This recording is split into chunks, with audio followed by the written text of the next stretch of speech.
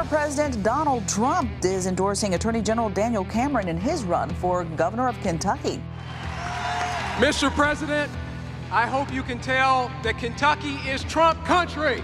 I'm the only candidate endorsed by President Trump, and the only candidate who stood up to Joe Biden. I fought the Biden agenda in court to defend Kentucky. Andy Beshear, he never will. As governor, I'll put Kentucky first, even when it's hard. Things got even harder for Kentucky gubernatorial candidate Daniel Cameron after he lost his bid to unseat Governor Beshear, despite the fact that he ran that ad showing off the endorsement that he got from Donald Trump.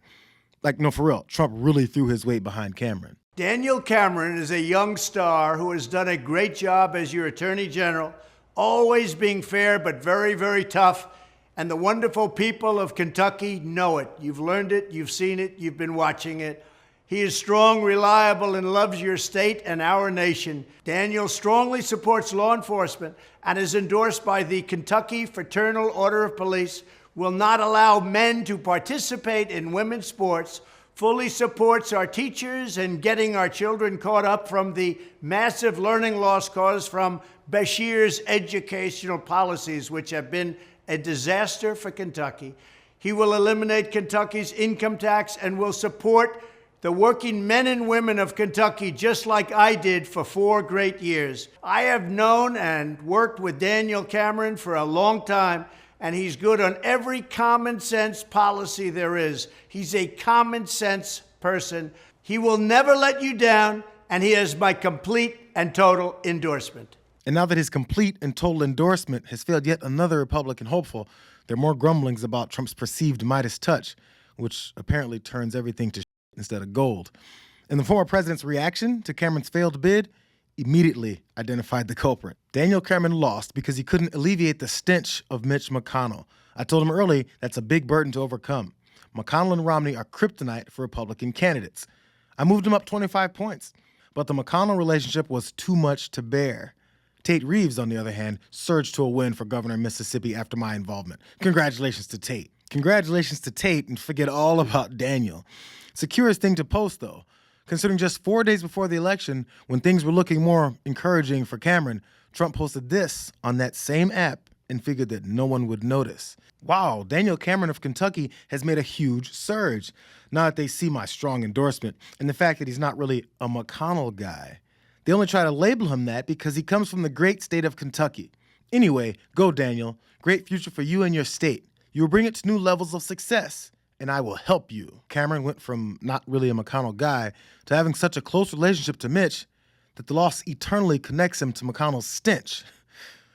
Cameron shouldn't be surprised or upset that he's now got the stench of both McConnell and Trump chasing him, because Donald has a history of framing and reframing narratives for his endorsements before results are even available.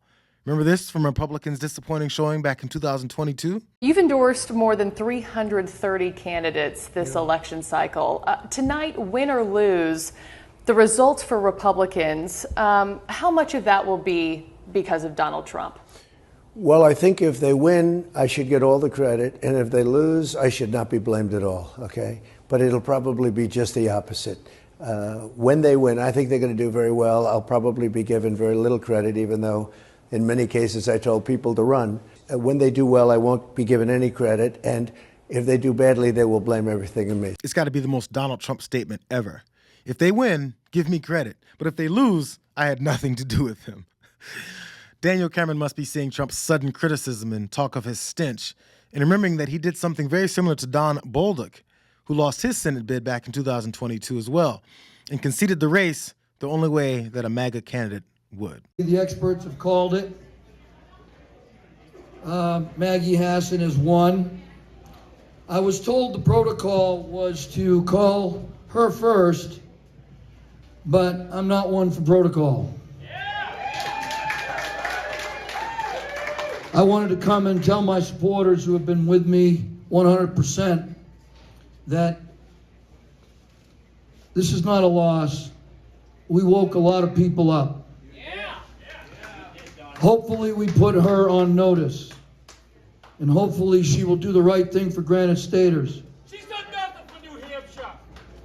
But before that angry and petulant concession speech, Trump saw the writing on the wall and placed some blame on Bolduc for pausing on kissing his ass over his election denialism. And he said this: General Don Bolduc has run a great campaign to be the U.S. Senator from the beautiful state of New Hampshire.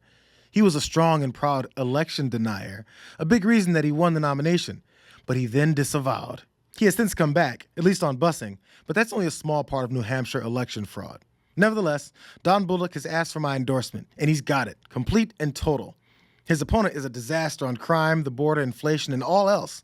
Vote for Don Bolduc. Moral of the story for Republicans: getting a Donald Trump endorsement will get you his attention, but if you don't win, the knives will come out to convince his voters to never vote for you again.